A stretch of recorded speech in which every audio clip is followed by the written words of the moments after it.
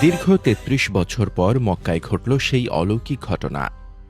পবিত্র আরাফাতের দিন হঠাৎ করেই উধাও হয়ে গেল কাবা শরীফের সব ছায়া।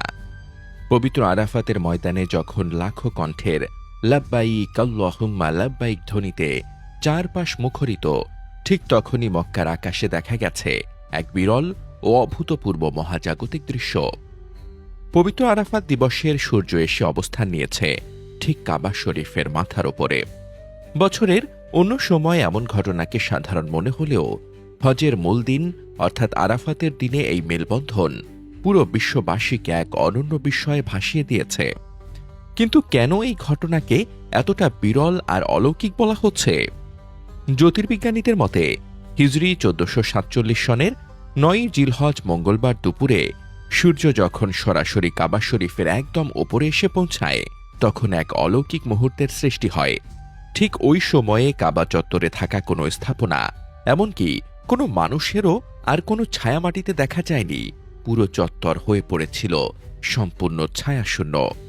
গালফ নিউজের একটি প্রতিবেদন অনুযায়ী মক্কার বিশেষ ভৌগোলিক অবস্থানের কারণে প্রতি বছর সাধারণত দুবার সূর্য কাবা ঠিক ওপরে আসে। তবে আরাফাত দিবসের মহিমান্বিত ক্ষণের সঙ্গে এই মহাজাগতিক ঘটনার কাকতালীয় মিল প্রতি ৩৩ বছরে মাত্র একবারই ঘটে। মহাকাশ বিজ্ঞানীরা এর ব্যাখ্যায় জানিয়েছেন, মক্কার অবস্থান উত্তর অক্ষাংশের প্রায় ২১.৪ ডিগ্রিতে হওয়ায় সূর্য যখন নিরক্ষরেখা ও কর্কট ক্রান্তির মাঝখান দিয়ে যাতায়াত করে, তখনই এই অদ্ভুত ছায়াশূন্য অবস্থার সৃষ্টি হয়। এর আগে সর্বশেষ ১৯৯৩ সালে ঠিক একইভাবে আরাফাত দিবসে কাবা শরীফের ওপর সূর্য এসে থমকে দাঁড়িয়েছিল। আর দীর্ঘ ৩৩ বছরের দীর্ঘ প্রতীক্ষা শেষে আজ আবারও সেই বিরল, ঐতিহাসিক ও আধ্যাত্মিক মুহূর্তের সাক্ষী হল পুরো বিশ্ব।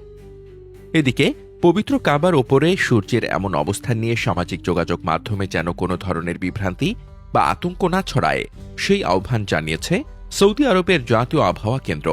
তারা হাজিদের আশ্বস্ত করে জোর দিয়ে বলেছে যে এটি সম্পূর্ণ একটি স্বাভাবিক বৈজ্ঞানিক এবং প্রাকৃতিক ঘটনা।